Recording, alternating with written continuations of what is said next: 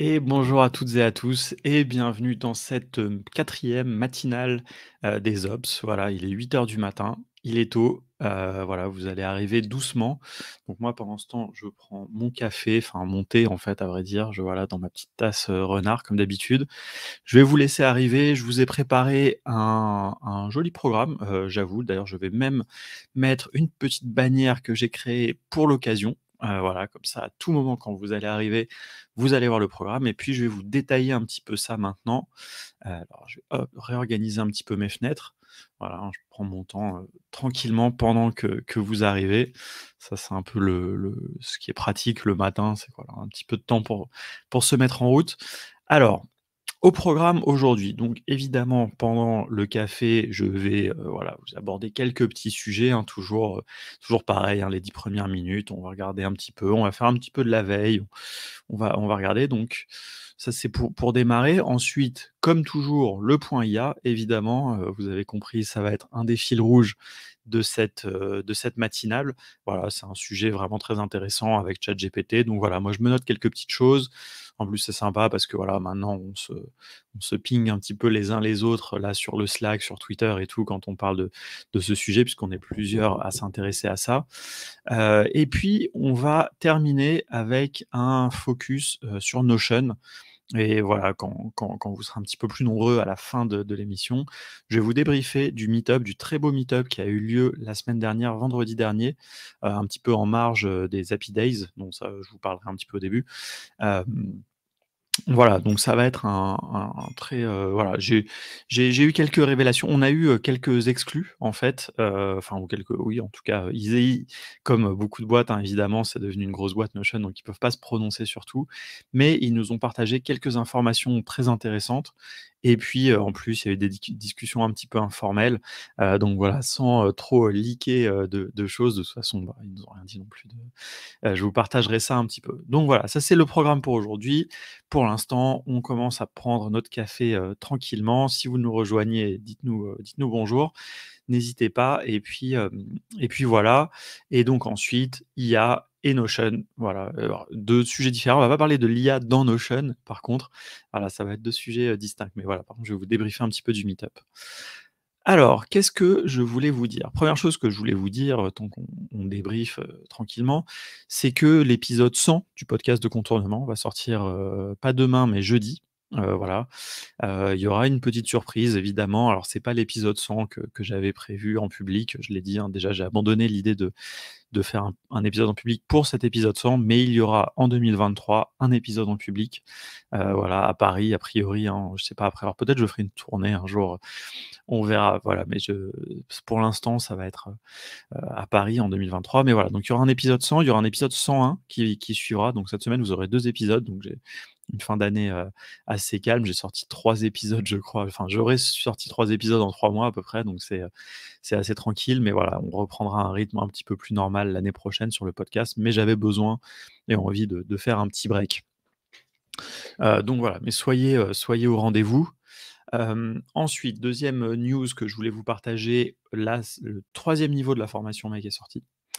Très important, voilà, on y a passé, pareil, on y a passé aussi, bien 3 mois. On y travaille depuis la rentrée à vrai dire. Voilà, c'était pas du tout, évident, donc bah, écoutez, on en est assez content. Vous nous direz, hein, ce que vous en avez pensé. Salut Ronald, bienvenue, tu es le 1er ce matin à dire bonjour, à rejoindre, la matinale. Écoute, j'espère que tu vas bien, que tu te réveilles, tranquillement. Je sais pas si tu es un lève tôt ou pas, mais écoute, voilà, moi je suis là au rendez-vous, comme tous les mardis. Alors je ferai une petite pause, hein, quand même, hein, pendant les fêtes, mais voilà, mais à la rentrée par contre, on va vraiment, faire ça de manière récurrente. J'hésite encore à décaler un petit peu à 8h30. Moi j'aime bien l'idée de commencer à 8h, j'aime bien l'idée de commencer tôt à vrai dire. Mais je vois bien aussi que les gens se connectent un petit peu plus tard. Mais bon, voilà, ça nous laisse le temps de passer un petit moment ensemble, un petit peu au calme pour commencer. D'ailleurs, Ronald, est-ce que tu fais toujours du coda? Si c'est bien toi, hein, je suppose, hein, quand même. N'hésite pas ça fait longtemps qu'on n'a pas échangé, mais je me souviens qu'à une époque, on a pas mal parlé de coda. Tu avais même fait une petite démo sur le Twitch, de No Code France, si je dis pas de bêtises. Donc voilà. Sauf si tu as un autre Ronald, auquel cas, tu peux nous dire aussi ce que tu fais, dans le no code. OK, bon, c'est bien toi. C'est intéressant, hein, d'ailleurs parce que, donc je reviendrai un petit peu sur le meet-up Notion à la fin de l'épisode, mais, il y a eu pas mal de gens aussi qui ont fait référence à Coda et j'ai parlé un petit peu avec un des de le head of product de Notion et clairement pour eux, voilà, Coda, c'est leur concurrent principal, hein. C'est intéressant parce que Notion est un peu inclassable. Notion est un peu, mais bon, quand même, ils regardent bien évidemment leur concurrence, donc voilà, c'était assez intéressant, hein, de voir et c'était intéressant de voir que, bah, quand même la communauté en France, n'est toujours pas très, très active sur Coda, mais ça vient petit à petit. Mais par contre aux États-Unis et c'est le gars de Notion qui me disait ça, Coda est vraiment un outil, très populaire et vraiment un concurrent sérieux pour eux, quoi. Donc ça, c'est vraiment enfin dans tous ces outils no code, nous on a souvent une certaine perspective, par rapport à là où on vit, et tout, mais en fait, le marché aux États-Unis peut être très différent et ailleurs, aussi, quoi. Donc voilà, donc je vous parlais de la formation MEC, donc voilà, tout ça pour dire que la formation MEC, le troisième niveau est en ligne. Si ça vous intéresse, n'hésitez pas à aller voir, donc c'est vraiment des fonctionnalités, très, très avancées. Hem, donc voilà, si vous avez des questions là-dessus, on pourra y revenir. Et puis le troisième truc dont je voulais vous parler rapidement avant de faire le petit tour de veille, c'était, les Happy Days, très bel événement qui a eu lieu, donc jeudi dernier. En fait, c'était sur 3 jours, donc Happy Days, API Days et salut Rachid qui nous rejoint, j'espère que tu vas bien aussi, que tu te réveilles avec nous. Donc jeudi, il y a eu les API Days, donc voilà, jeudi alors donc c'était mercredi, jeudi, vendredi et salut Patrice aussi. Patrice que j'ai eu l'occasion de rencontrer du coup, vendredi. C'était très cool de faire ta connaissance. Voilà, petit à petit, j'espère que j'aurai l'occasion de tous vous rencontrer aussi dans la vraie vie, hein.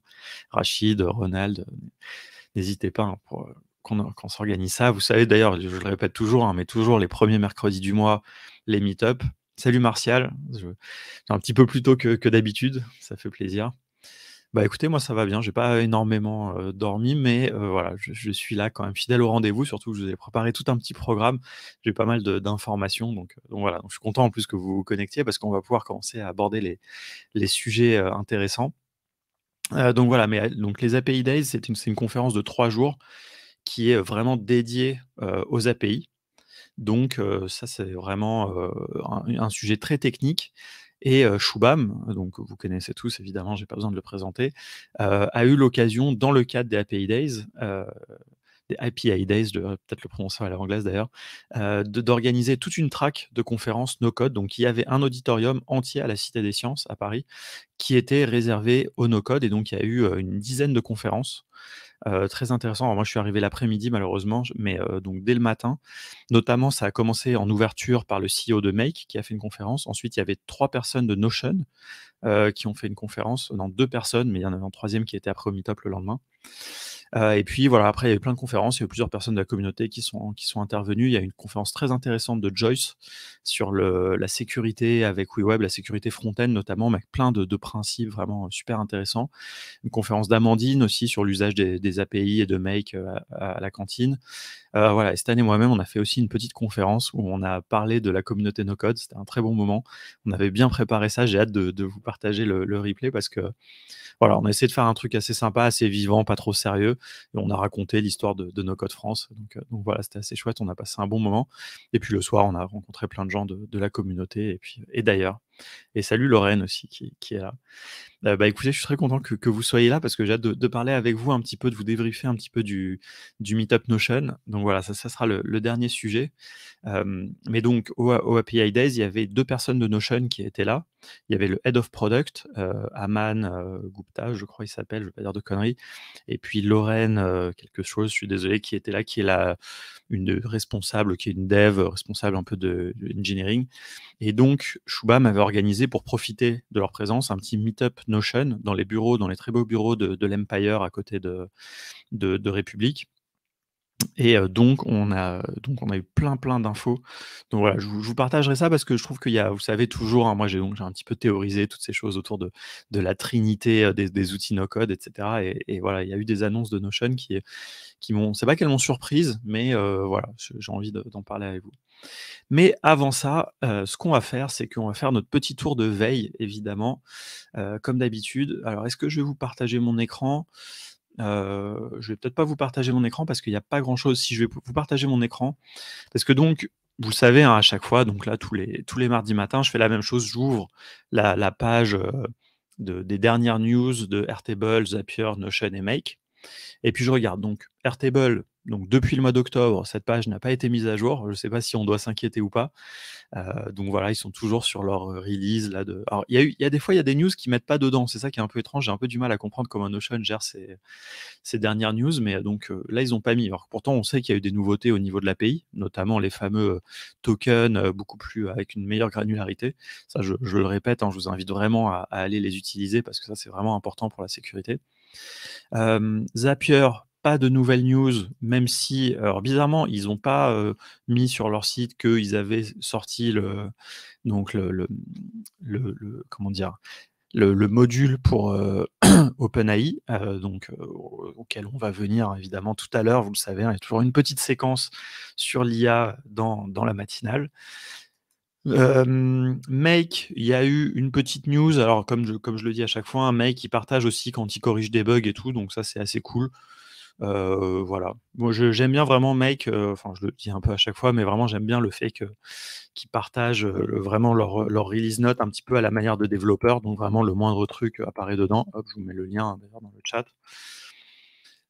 Et puis Notion, donc il y a eu des news. Il y a une seule news. Alors attendez, bah, alors je vais partager Simon, je vais partager mon écran quand même, ça sera un petit peu mieux. Et vous pourrez me dire ce que vous en avez pensé. Ça a été partagé, hein, évidemment sur Twitter, par Thomas, par Vince, par tous les gens qui suivent bien Notion. Hop, alors est-ce que vous allez voir mon écran? Alors voilà, hein, donc on est, dans donc ils en ont parlé d'ailleurs au meet-up. C'est vrai que c'est une news qui est assez intéressante, qui permet, notamment dans des listes de tâches, d'avoir des sous-tâches. Heu et ça, c'est assez pas mal. En fait, ils le présentent comme des sous-tâches, mais en fait, surtout, ce qui est très intéressant, c'est cette notion de dépendance.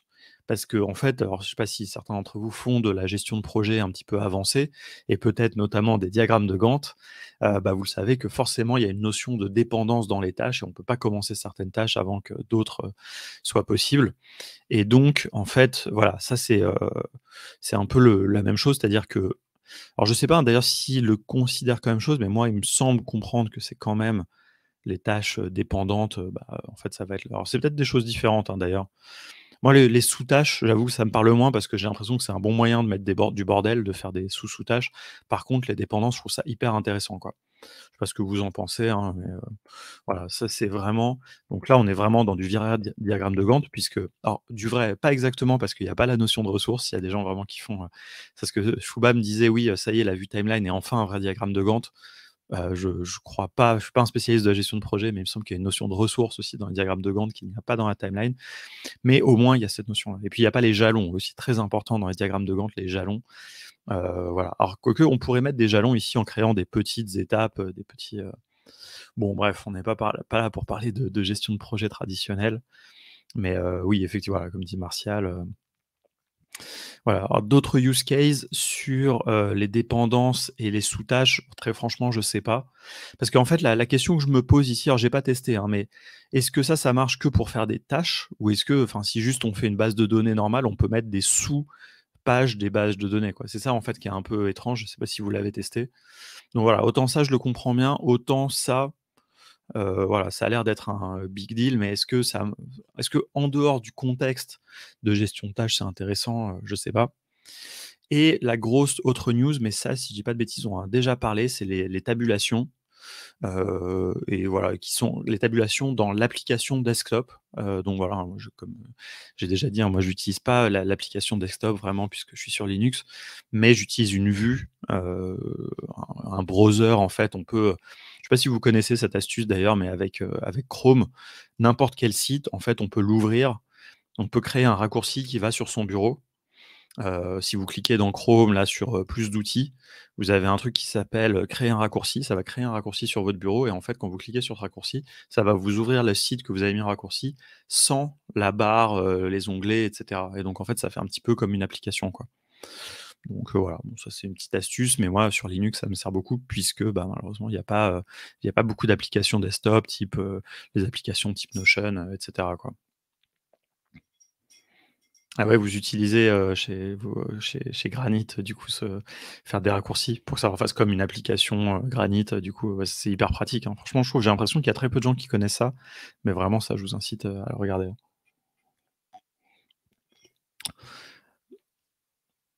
Ouais, bah, ouais, ouais, non, mais tu vois, ce que dit Lorraine est très vrai, hein, parce que ça fait le même rendu, hein, et en fait, il ce qu'il faut bien savoir, c'est que c'est exactement comme ça, finalement, que fonctionne l'application desktop de Notion. C'est fondamentalement, c'est juste une vue, du navigateur, donc c'est voilà, c'est un petit peu plus, poussé, notamment ils peuvent un petit peu mieux gérer, le hors connexion et cetera, mais bon, ils le gèrent pas non plus, parfaitement, mais voilà. Est-ce qu'il y a d'autres choses? Oui, alors ça, c'est marrant aussi, ça c'est des vraiment on commence à arriver dans des fonctionnalités vraiment très, très niches, mais voilà, on peut, maintenant quand on est dans l'application desktop, si on clique sur un lien, on peut l'ouvrir directement, dans l'application desktop si c'est une application Notion. En fait, il y a une petite pop-up qui apparaît et on peut décider, quoi.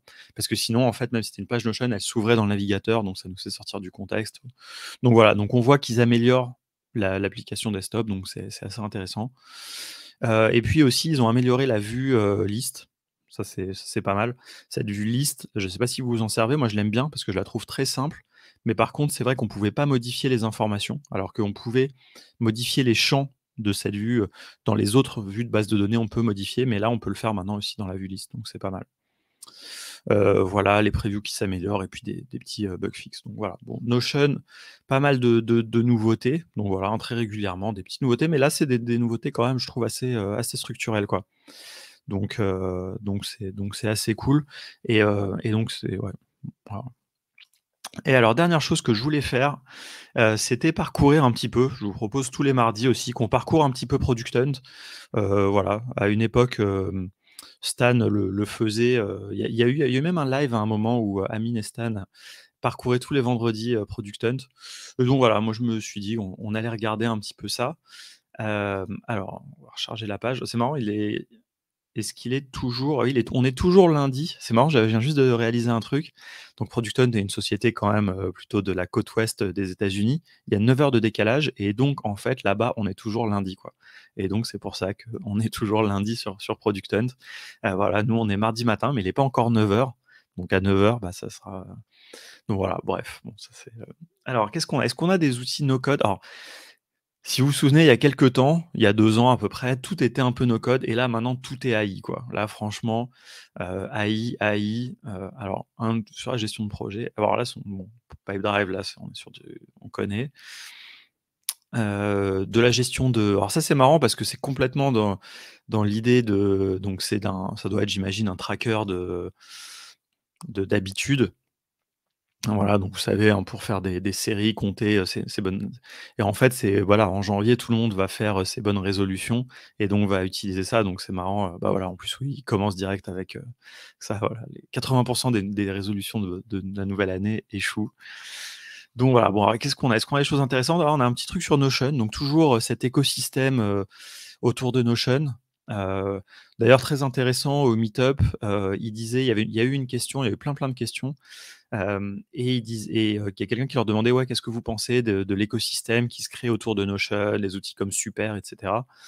Et c'est marrant parce qu'ils disaient qu'à la fois ils étaient super, ils trouvaient ça hyper bien et en même temps, Notion officiellement ne soutenait, aucun de ces trucs, quoi. C'est-à-dire, publiquement, ils soutenaient pas, voilà, ils voulaient pas s'engager à soutenir des outils comme ça, que potentiellement ils allaient concurrencer ou enfin, ils donnaient pas spécialement de raison, mais on peut imaginer pourquoi.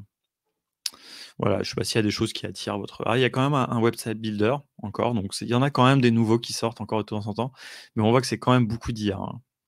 C'est quand même beaucoup d'IA et du coup, ça fait un petit peu la transition avec évidemment notre rubrique. Je vais créer un peu des petits jingles, je pense, pour faire les petites transitions, mais voilà, il est 8h20, on va faire la transition vers le point IA. Alors avant ça, on va quand même, regarder ce que nous dit Rachid. Smart Suite. Alors Smart Suite, je connais pas du tout. On va regarder très rapidement, et puis peut-être que je me le noterai alors est-ce que c'est ça, j'imagine? Alors attendez, je vous mets le lien, dans le chat.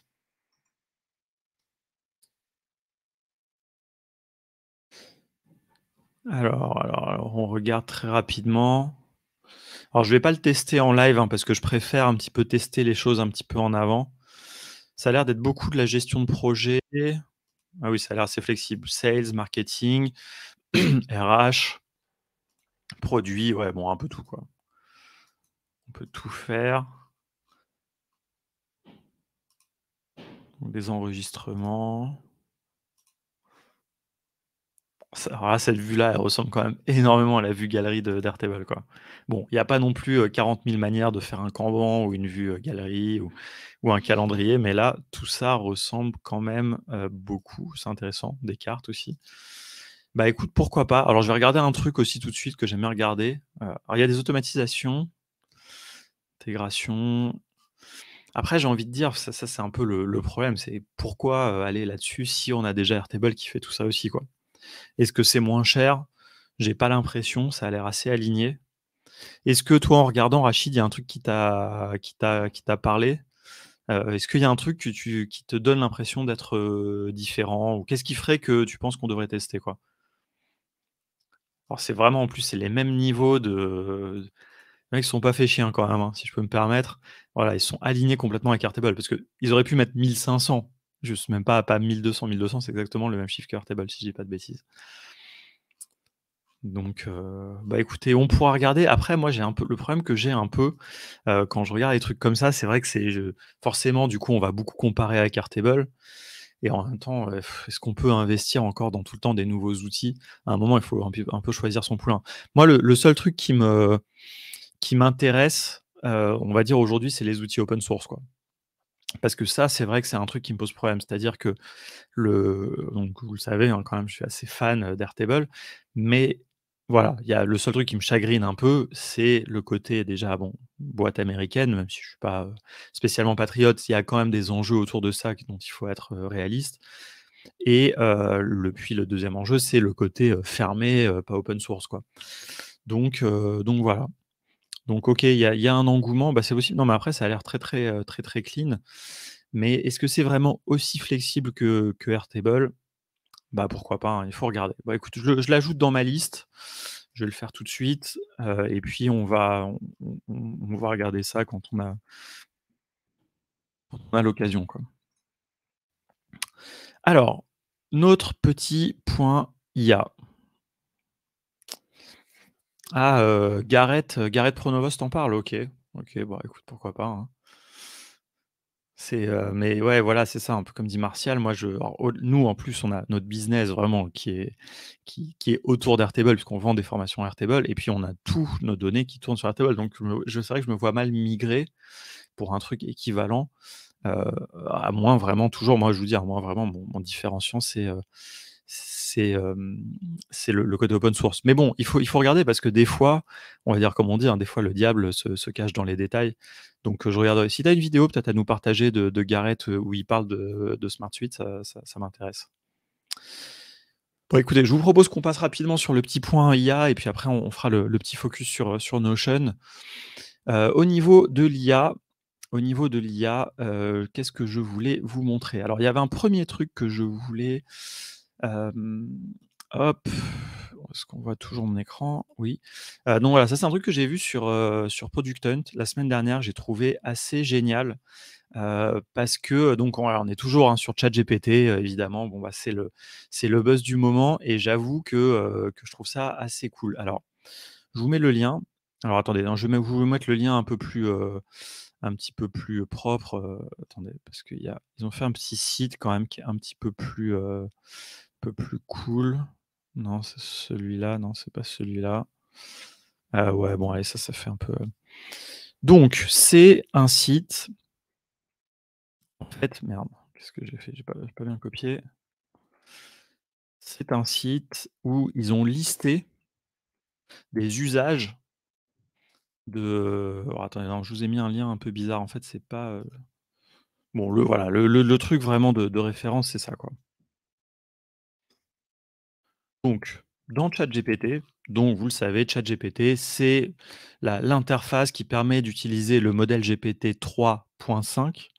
via, une interface, en mode chat, donc on lui donne des commandes. On lui donne ce qu'on appelle donc des prompts. Ça, c'est vraiment le truc de base dans GPT-3 ou dans GPT tout court, on va dire, parce que ça évolue au fil des versions. C'est un prompt, donc on lui donne une commande et en fait, ce que j'ai trouvé très intéressant avec donc ici, c'est une liste de prompts qu'on peut lui copier et en fait, ça programme en quelque sorte GPT-3.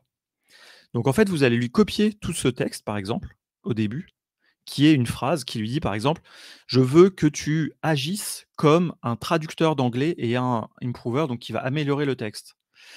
Ou: «Je veux que tu agisses comme une console JavaScript. Je veux que tu agisses comme un Excel». Et en fait, vous lui dites ça et ensuite, à partir de là, eh bien, tous les prochains messages que vous allez lui envoyer, il va les interpréter au vu de ce premier message.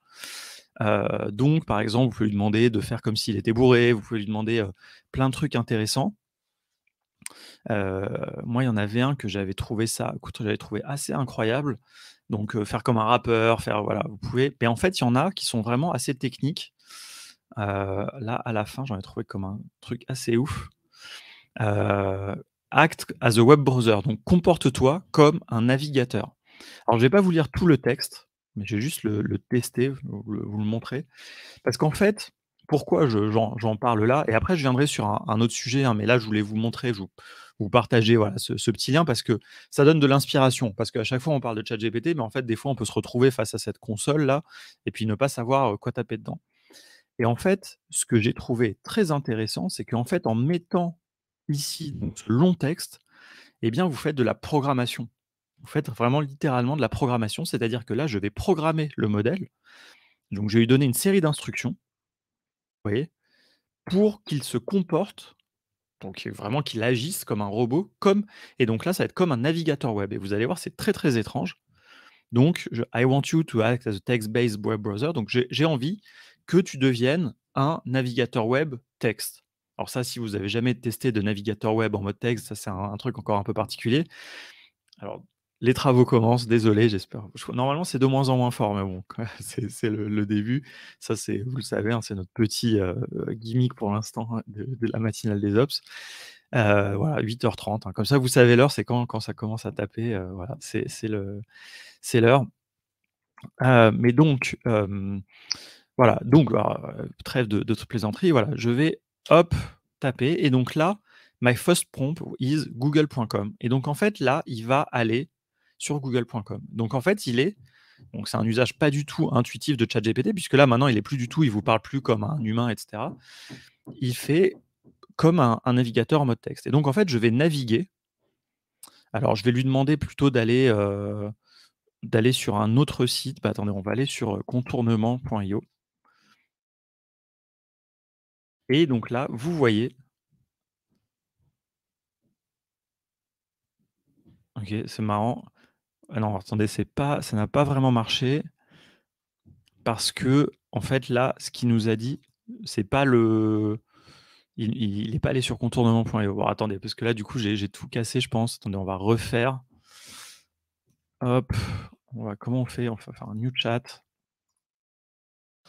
Là, en fait, il va me faire naviguer sur Google, mais en fait, je vais pas le faire naviguer sur Google, je vais le faire naviguer sur, heu, attendez, sinon on va faire un autre exemple, peut-être plus simple. Contourfrance.fr.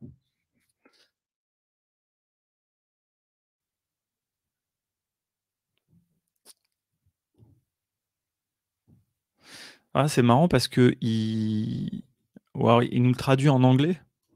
Est-ce que ça, c'est vraiment les trucs qu'il y a sur le site de No Code France? Parce qu'il y a pas de blog, donc je comprends pas pourquoi ils nous proposent le blog. Non, je suis un peu déçu, j'avais testé, ce week-end et j'avais trouvé ça hyper impressionnant.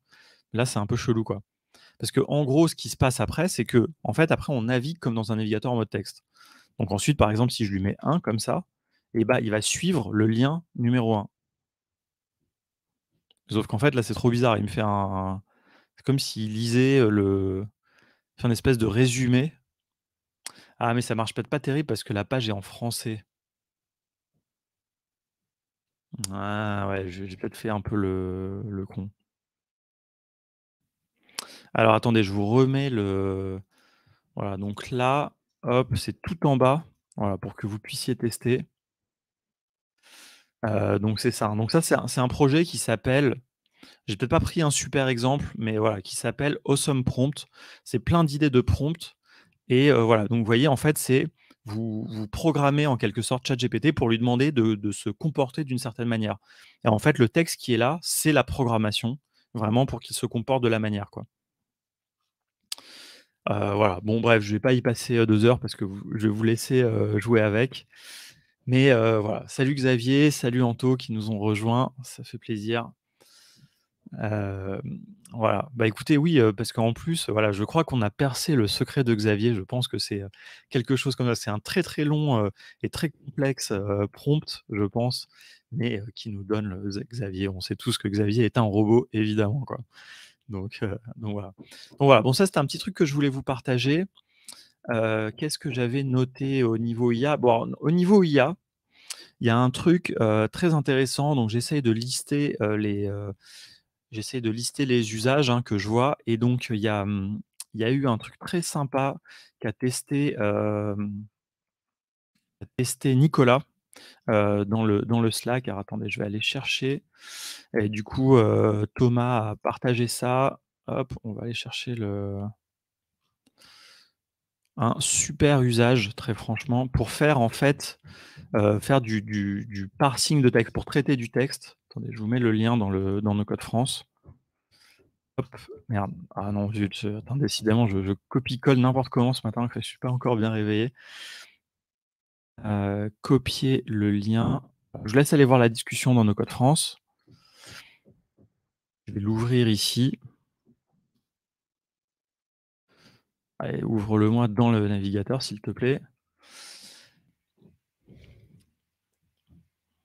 Alors, et donc en fait, Nicolas, il nous dit ici, il a une problématique, il a du texte en fait dans un document. Alors si ça veut bien s'ouvrir.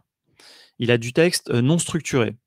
Donc c'est-à-dire à peu près structuré, c'est-à-dire qu'il y a un titre et des bullet points derrière, mais il a ça dans un document texte et lui, il voudrait générer du JSON à partir de ça et donc il demande dans le channel, on est là, on est dans le channel, comment faire en no code. Attendez, on est dans quel channel là? Je sais même plus où il a mis ça.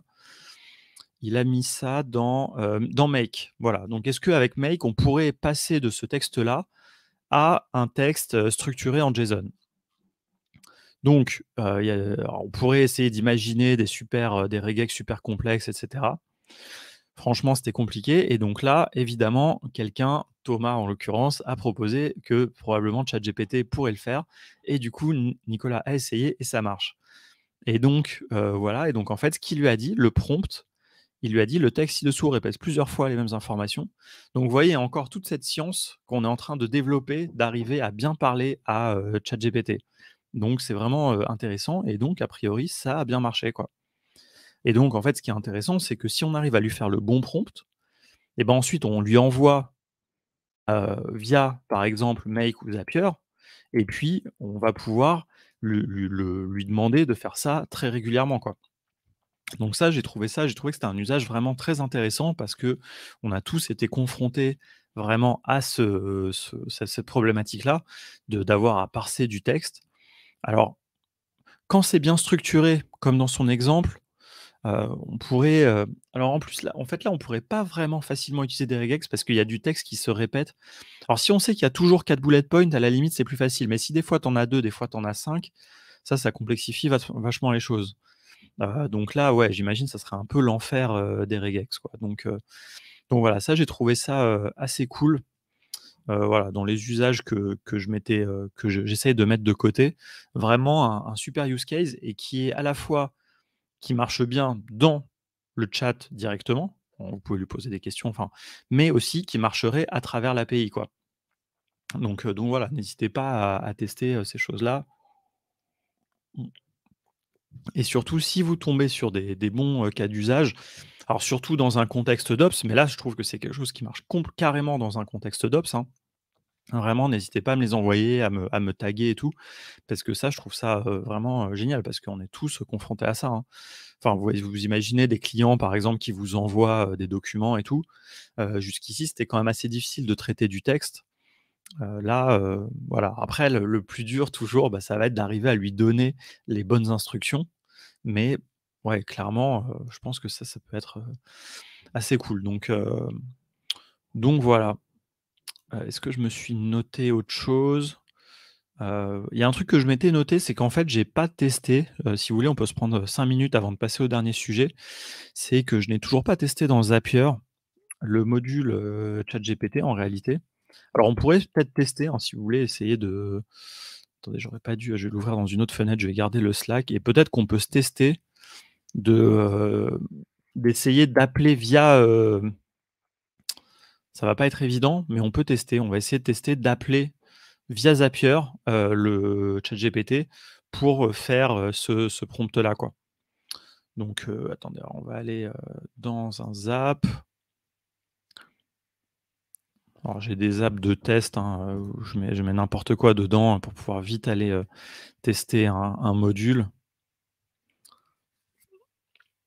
Et donc hop, ici, ah bah, ouais, non, j'avais déjà mis, OpenAI. En fait, c'est que j'ai pas réussi, je sais pas si vous avez fait ça, mais moi j'ai un problème en fait, quand je veux me connecter. Alors c'est intéressant, ils viennent de rajouter une nouvelle ligne. Check moderation, ça c'est un il y avait que Generate Image et Send Prompt la semaine dernière et là, ils ont aussi Search Embeddings. Mais alors voilà, donc si on veut faire un Send Prompt, continue et donc là, il faut que je fasse mon sign in. Alors attendez, je vais aller chercher ma clé d'API. Parce qu'en fait, le sign in, il marchait pas la dernière fois. Hop, j'en profite, hein, qu'on soit, de faire la petite veille pour tester ça. Alors attendez, comment je me connecte? Bon, je vais chercher ma clé d'API. API, login. C'est un peu chiant, il faut tout le temps se reconnecter à OpenAI. Je pense que c'est aussi pour un peu freiner les gens. J'ai vu un tweet tout à l'heure passer, je ne sais pas si c'est vrai, mais qui disait que, ChatGPT leur coûtait 3 millions par jour tellement il y avait de requêtes. J'ai un peu du mal à le croire, mais peut-être que c'est théoriquement ce que ça pourrait leur coûter, je ne sais pas. Mais voilà, attendez, je vais créer un nouveau secret, hop. J'espère que vous voyez pas ma fenêtre. Bon, en même temps, c'est pas très, hop. Ça va marcher cette fois, ça a marché, donc on va enfin pouvoir tester. Mais ouais, ouais, carrément, moi je pense que ça va devenir une vraie, pas un métier, mais en tout cas une compétence de savoir écrire du prompt, correct. Alors, le modèle qu'on va vouloir utiliser, alors moi je sais pas lesquels c'est les modèles. Alors je sais pas si on peut utiliser quel est le modèle. Alors c'est dommage, il nous manque, Thomas là, je crois qu'il est pas là. Est-ce que je sais pas si quelqu'un d'entre vous connaît? Parce qu'il me semble que ça, ces modèles-là, c'est les modèles, c'est pas les modèles qui sont utilisés dans le ChatGPT. Heu, Attendez, on va essayer d'aller regarder. Heu, Quel est le modèle qui est utilisé? Il va nous le dire si je tape juste modèle.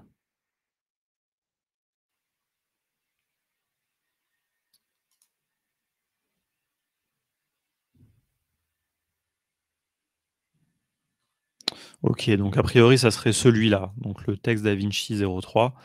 Donc on va aller dans texte DaVinci 03, bah, c'est le premier, c'est celui par défaut et on va essayer de mettre le prompt ici de notre ami Nicolas et on va voir ce qui se passe.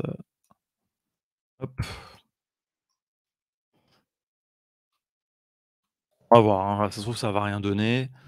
Heu, Ça c'est, bon, on va tout laisser comme ça parce que là, très franchement, c'est là où on voit aussi, hein, ça c'est il faut bien comprendre, hein, l'intérêt de ChatGPT, c'est que ChatGPT vous abstrait tout ça, en fait et donc là, ça se trouve, ça va rien donner parce que en fait, là, je suis dans un contexte un peu différent qui est le contexte de vraiment du modèle, en direct, quoi et donc peut-être que ça va pas Uxid. Ah bah, attendez, je viens juste j'ai jamais fait d'appel encore, quand même, faut pas abuser. Est-ce que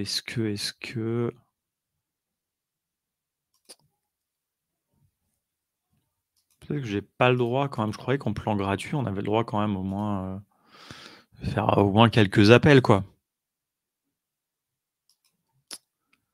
Usage, bah, je suis à 0. Bizarre.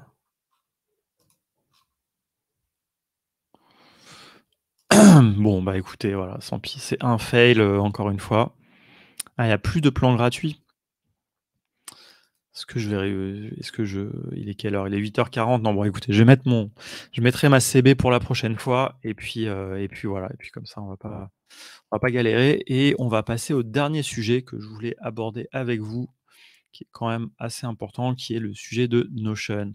Voilà, on a assez parlé d'IA, pour cette fois. Voilà, en plus comme ça, on reste sur du 20-30 minutes. Alors on n'a pas encore le replay, je pense, du meet-up, Notion, malheureusement.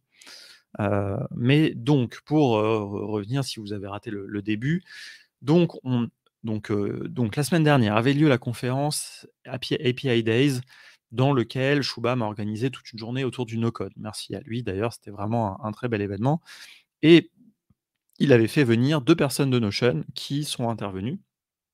Une personne côté plutôt ingénieur et une personne côté produit et donc le lendemain, il a organisé un meet-up où il y avait une cinquantaine de personnes, c'était plein, dans les bureaux de l'Empire, donc qui est la société qui fait Lemlist, qui ont des très, très beaux bureaux, un très bel espace événementiel. Peut-être qu'on fera un petit meet-up No Code France là-bas, d'ailleurs, ils avaient l'air partants et donc il y a eu une présentation d'abord de Shubham qui en 20 minutes a montré les 20, fonctionnalités les plus marquantes, qui sont sorties cette année dans Notion. Il y en a eu pas mal, hein, évidemment.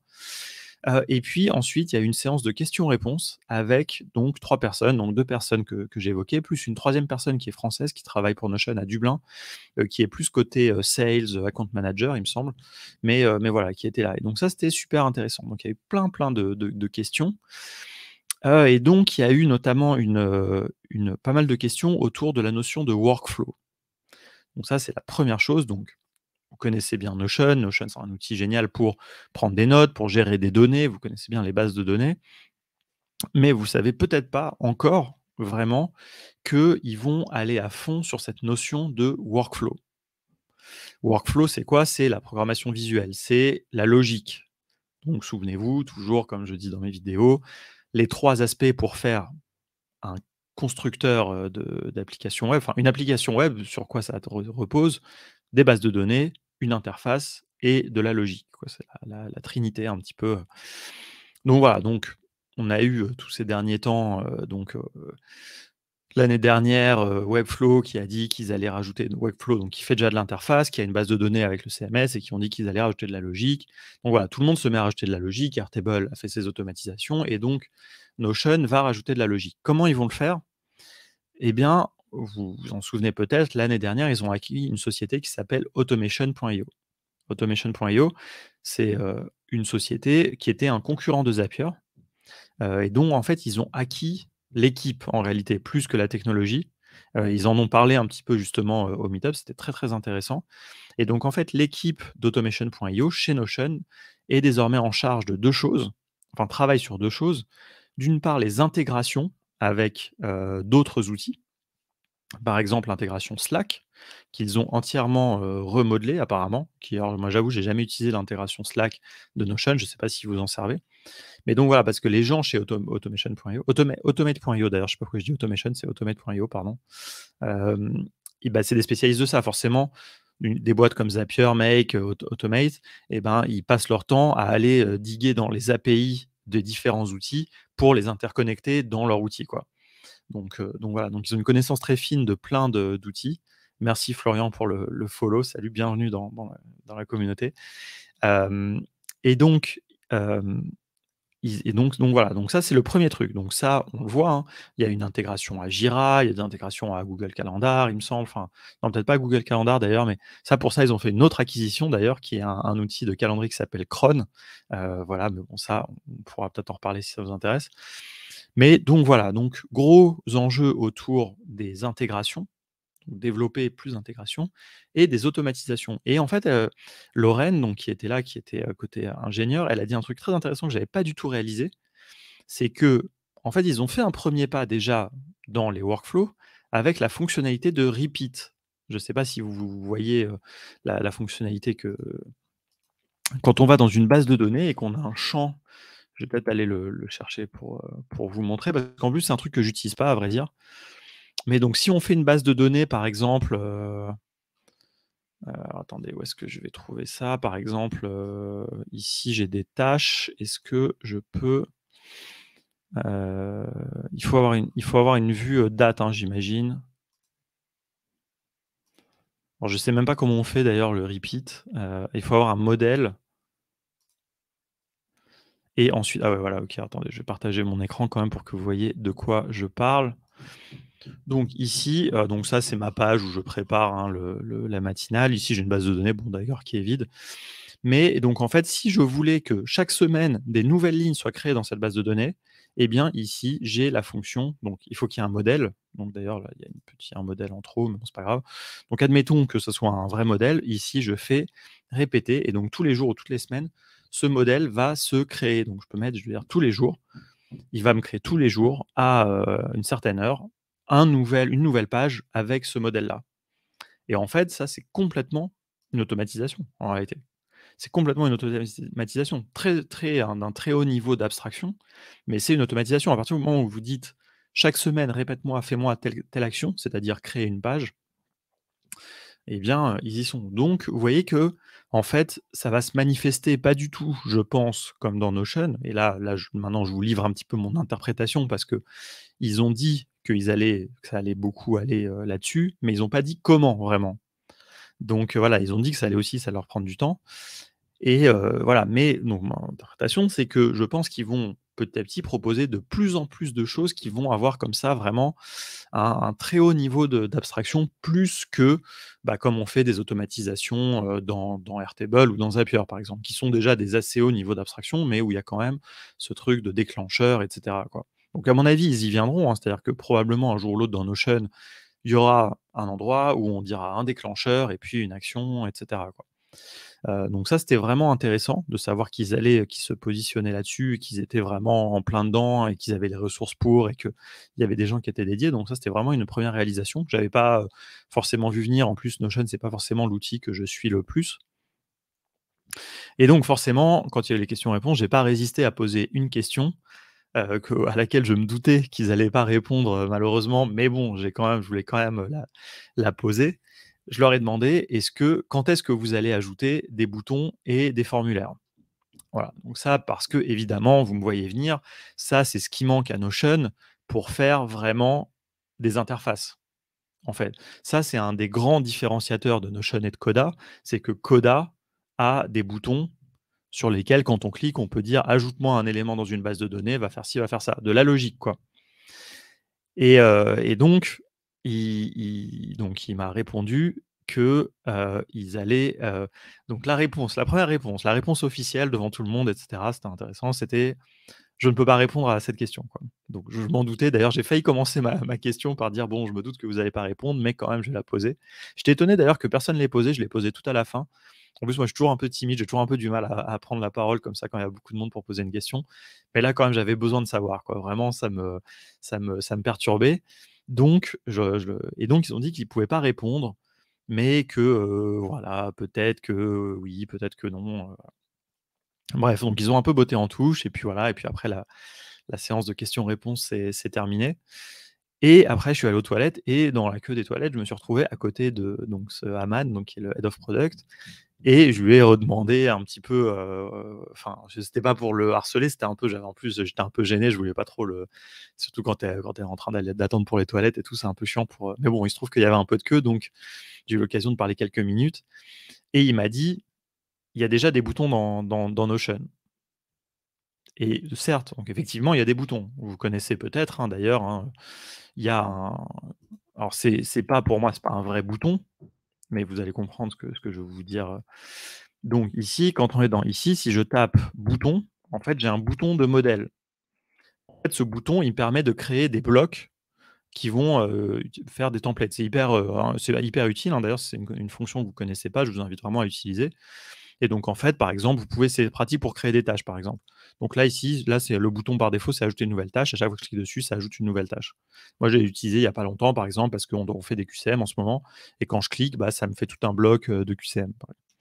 Donc c'est un bouton et donc en fait, le mec, quand il m'a dit ça avec un petit air, entendu et cetera et il me dit: «Bah, en fait, il reste plus derrière Enfin non, il me l'a dit, texto, hein, enfin, tu vois? Ouais, je sais pas à quel point là je suis en train de leaker quelque chose ou pas, enfin il me l'a dit de manière un peu non officielle, mais ça va nous prendre longtemps, mais clairement ces boutons, ils vont évoluer, quoi. Ils vont évoluer et il va y avoir plus de fonctionnalités et donc voilà et donc on peut très bien imaginer qu'il va y avoir des efforts parallèles où ils vont développer leurs workflows, leurs automatisations et cetera et en même temps, bah, voilà, il y a des éléments d'interface qui vont s'ajouter. Alors après sur la question des formulaires, par contre, il a un peu, mis ça de côté. C'est-à-dire de mettre des champs, comme c'est aussi possible dans Coda, ou, bah, sur lesquels par exemple si je mets genre 2 champs et un bouton et puis je dis: «Quand j'appuie sur le bouton, tu me prends les valeurs des champs et tu me les mets dans une base de données» et au passage éventuellement tu fais de la manipulation. Bah, donc ouais, clairement, Coda est même plus que 2 ans en avance là-dessus. C'est-à-dire que Coda, c'était intrinsèque déjà dans Coda de base, comme dit Xavier.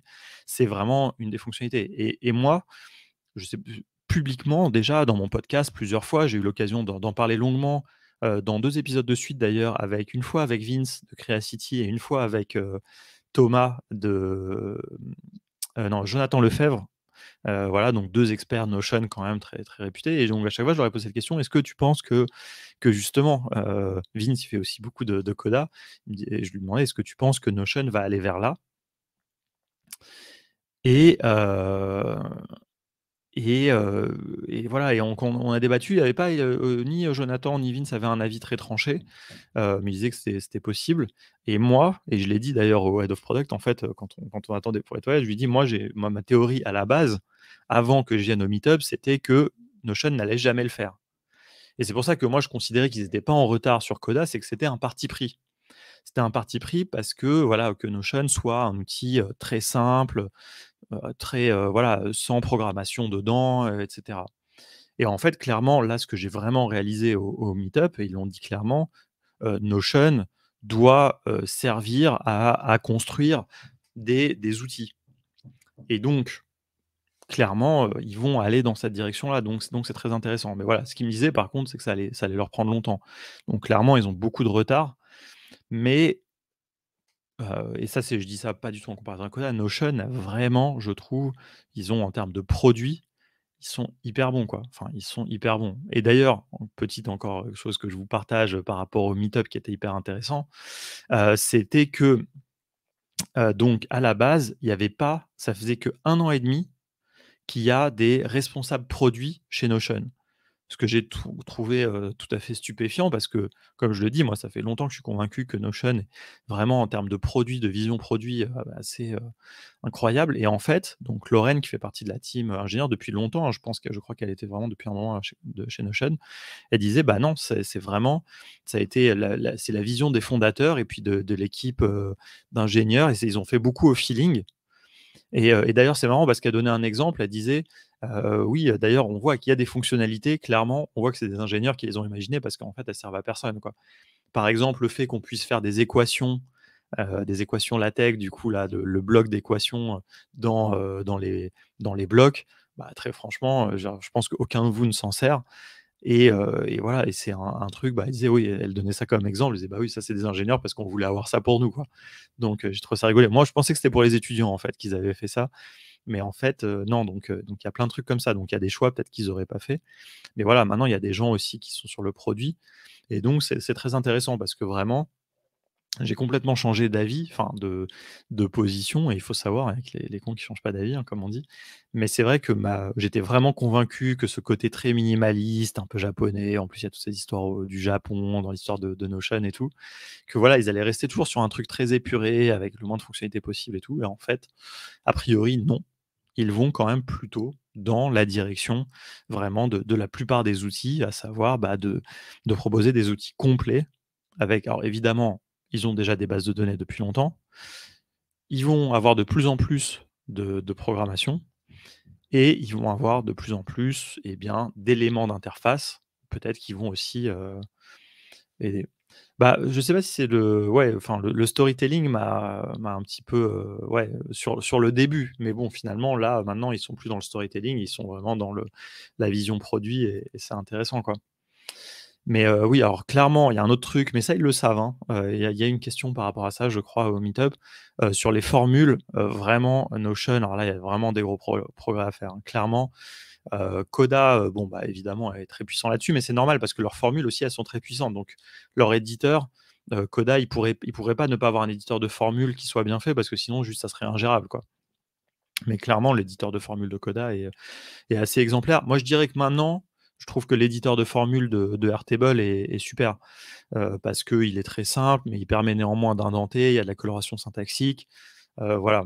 Donc, alors il me semble que dans Notion, il y a de la coloration syntaxique, par contre, on peut pas aller à la ligne. En fait, tant que tu peux pas aller à la ligne, tu peux pas faire des formules complexes, sans, les copier-coller et c'est trop prone, aux erreurs, quoi. Donc voilà. Heu, la migration, alors est-ce que vous migrez vraiment? Parce que alors ça, c'est un autre débat qu'on peut avoir dans nos les 4 dernières minutes de l'émission, mais très franchement, moi je trouve que Coda, alors on peut dire là, je vois que vous êtes plusieurs à soutenir Coda et cetera, et moi je reconnais que Coda pour de la création d'outils internes, vraiment est un super outil. Par contre, je suis désolé, mais c'est pas un bon outil par contre de gestion de contenu. Je veux dire, là-dessus, Notion est imbattable. Je veux dire, c'est juste un plaisir. Moi, je fais partie des gens qui prennent plaisir à taper du texte dans Notion, quoi. Enfin, vraiment, je veux dire, c'est le markdown, le command slash, et cetera, c'est juste absolument génial, quoi. Et ça, Coda, je trouve, je suis désolé, n'est pas, je suis pas d'accord, c'est pas aussi bien, quoi. Oui, alors on est d'accord, Mathieu, sur l'éditeur de formules de Airtable, il est petit, mais on peut aller à la ligne. Mais, c'est vrai que je sais pas. Je sais pas pourquoi il est petit, mais bon, je trouve que depuis qu'on peut à la ligne, ça me choque moins parce que de toute façon, tu devrais pas normalement, bon, alors tu devrais pas avoir des lignes trop longues, tu vois?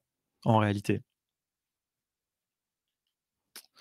Bah oui, d'accord, non mais OK Xavier, donc l'éditeur de texte de Coda, marche bien, mais voilà, c'est moins sexy, ouais, mais c'est ça toute la différence, tu vois? Là, on parle de ça, tu vois? Et pour l'instant, il y a aucun outil parfait. Coda est mieux, je trouve, sur les fonctionnalités de construction d'applications, internes vraiment. Mais moi, c'est un use case que j'ai pas du tout, en fait.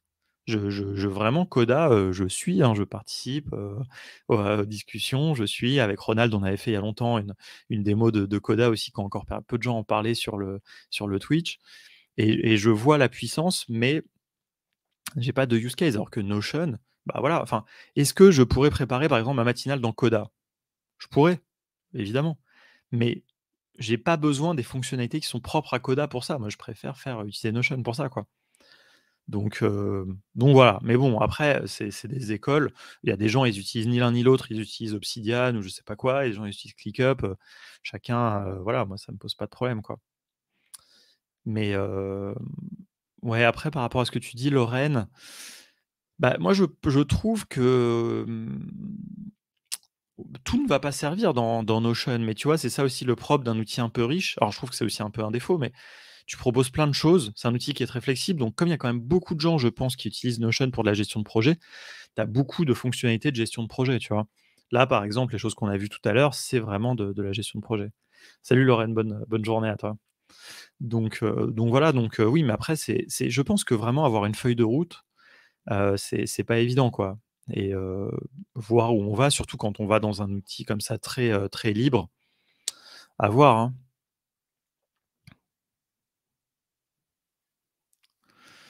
Bah, de donne-nous un exemple d'une chose simple qui est nulle sur Notion. Mais une chose qui est censée être, tu vois? Enfin, parce qu'après c'est faut juste, comparer, quoi. Mais, ouais, je sais pas. Moi, c'est pas que je suis un fan absolu de Notion, mais en tout cas, j'aime, taper du texte et organiser mes données dans Notion. Ça, c'est, indéniable. Hem, voilà. Bah, oui, avant, ils sortaient beaucoup de fonctionnalités très génériques, mais parce que c'était les débuts aussi, quelque part. Au début, il fallait sortir, et maintenant ils raffinent, et il faut voir vers où ils vont. Mais tu vois, je trouve que moi, j'ai l'impression que leur positionnement, il était assez clair, tu vois? En fait, il y a 2 trucs d'ailleurs. Il y a un dernier truc que je voulais vous partager parce qu'ils ont dit quand même, un truc un peu dans leur feuille de route. Il y a un truc, c'est leur ambition, c'est d'être clairement un outil vraiment incontournable pour la création d'outils internes et cetera, un outil puissant. Mais à côté, ils veulent aussi, un de leurs enjeux pour, 2023, et ça va répondre peut-être un petit peu à ta question, c'est Simplify Notion. Le mec, il a vraiment insisté là-dessus. Il a vraiment insisté sur le fait qu'il voulait simplifier, Notion, Et c'était parce que je pense qu'il me semble qu'il disait ça en réponse à un point qui était un petit peu le tien, Lorraine. Quelqu'un dans l'auditoire disait: «Oui, mais voilà, vous rajoutez plein de fonctionnalités et cetera et ça complexifie aussi l'outil» et le gars était d'accord. Le head of product était d'accord et je pense qu'il y avait un peu cette convergence et en même temps, à côté de ça, c'est difficile parce qu'ils nous disent qu'ils vont rajouter des workflows et trucs comme ça donc il faut voir mais voilà donc c'est intéressant, ouais. Et voilà, Xavier, il aime bien râler dès qu'on parle de des outils qu'il aime pas, donc ça c'est programmé dans c'est le la programmation bot, ChatGPT, fait que dès qu'on parle d'un outil qu'il aime pas, il va essayer d'aller chercher les choses, les contre-arguments.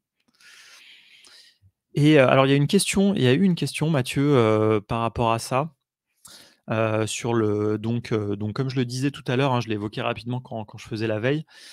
Donc il y a quelqu'un qui leur a posé la question vraiment de l'écosystème et cetera et ils disaient ils étaient en tout cas les gens chez Notion étaient enthousiastes au fait qu'il y ait des outils, il y a un écosystème autour et cetera.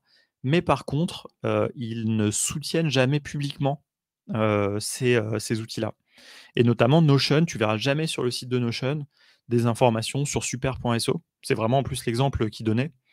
Il disait qu'il y avait les gens, les salariés de Notion, souvent retweetaient, partageaient les, super, Potion et cetera, mais c'était jamais fait de manière officielle et très franchement, tu vois, quand je vois les acquisitions qu'ils ont faites, donc ils en ont fait 2 et je crois qu'il y en a eu une troisième, mais je me souviens plus ce que c'était.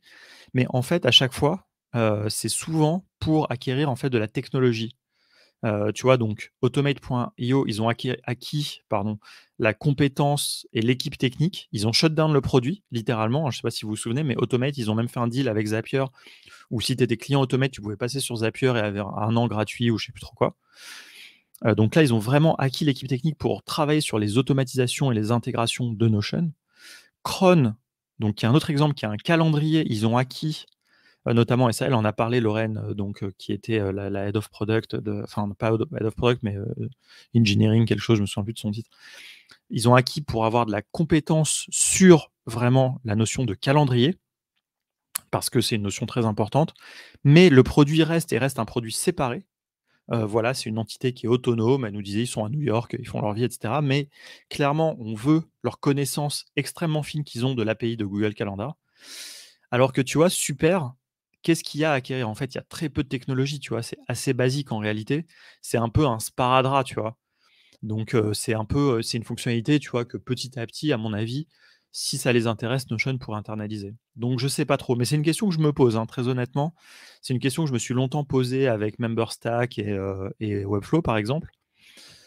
Mais voilà et en fait, apparemment, ça se fait pas, tant que ça, parce qu'en fait, je pense que super.so, je sais pas, hein, mais j'imagine que c'est un mec ou 2 qui font ça ou des meufs, enfin, qui font ça dans leur coin.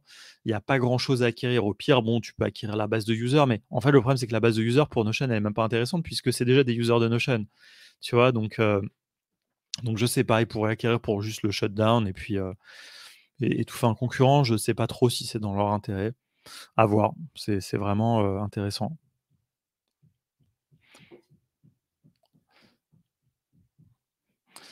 Et oui, bon, on va pas je ne vais pas relever, ce que nous dit Xavier, sur le mais c'est vrai que bon, il y a des choses qui sont un peu limites. Honnêtement, les bases de données dans Notion, moi, je trouve, sont pas incroyables, hein, très honnêtement, mais bon, on leur demande pas, pour ça, il y a Airtable, quoi, j'ai envie de dire quelque part, quoi. Je trouve pas et après peut-être que je les maîtrise pas assez, mais je trouve pas que les bases de données de Codan soient non plus au niveau d'Airtable, quoi. Mais, elles sont certes mieux que Notion. Bon, écoutez, merci beaucoup pour tous ces échanges. Voilà, j'espère que ça vous a plu. Voilà, une matinale un petit peu plus, prospective, on va dire et débat, voilà et un peu moins, technique, moins fait de démo. Voilà, donc merci beaucoup à vous. On se retrouve nous, la semaine prochaine. Alors on se retrouve jeudi, pour le No Code Game. En plus, ça fait 2-3 semaines qu'on n'a pas fait, donc on sera là. À midi, il y a un live, Airtable Arena, donc soyez là, hein, donc là, il y aura ni Notion ni Coda, mais il y aura la bande de Julien Mottet, Pierre Simonin, Élise, qui seront là pour Airtable Arena. Donc soyez là, ils vont parler de documentation technique, a priori, je vois ça sur le titre. Ensuite, on a Demain, la team Cube, Clara qui nous parle de Cube. On a, ce soir, aussi Stan évidemment, alors s'il n'est plus malade parce qu'il était un peu malade, s'il est en forme, il fera son petit live. Et puis qu'est-ce qu'on a? Le No Code Game jeudi, voilà, on a tous les lives, bon celui-là à la fin de la semaine, vous verrez. Mais donc soyez à midi, ça va continuer à parler d'ops et donc ça va être très, très intéressant. On est bien le 20 décembre. Bah, écoutez, c'est dans le programme en tout cas, donc je ne sais pas, c'est dans le calendrier ou alors peut-être qu'ils l'ont pas, ils ont oublié de l'effacer, mais a priori, il doit y avoir un Table Arena. Et salut Céline qui nous rejoint tout à la fin. Écoutez, je vous laisse, on verra tout à l'heure à 15h. Merci à toutes et à tous d'avoir été avec moi. J'espère que ça vous a plu. Je vous retrouve, je vous retrouve pas mardi prochain. Je vais faire une petite pause d'ailleurs. On va faire quand même une petite pause pendant 2 semaines. Mais voilà, à la rentrée. Donc n'hésitez pas, si vous avez des idées de choses que vous voulez que j'évoque, n'hésitez pas à me les envoyer en DM sur Slack. Si vous voyez des usages intéressants d'IA ou des choses d'Ops intéressantes en général, envoyez-moi aussi. Et puis on parlera de tout ça dans les prochaines éditions. Allez, merci beaucoup et puis à très bientôt.